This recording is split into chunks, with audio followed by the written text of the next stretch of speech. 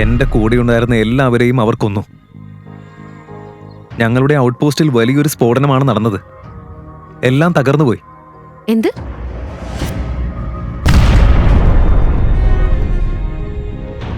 അപ്പൊ നീ എങ്ങനെ രക്ഷപ്പെട്ടത്?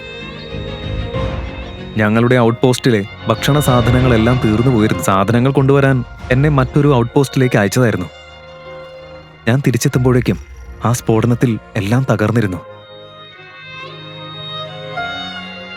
ആ സ്ഫോടനത്തിൽ എന്റെ കൂടെയുണ്ടായിരുന്ന എല്ലാവരെയും ശത്രുക്കൾ കൊന്നുകളഞ്ഞു. എന്നിട്ട് നീ എന്തുകൊണ്ട് ഇത് റെജിമെന്റിൽ റിപ്പോർട്ട് ചെയ്തില്ല.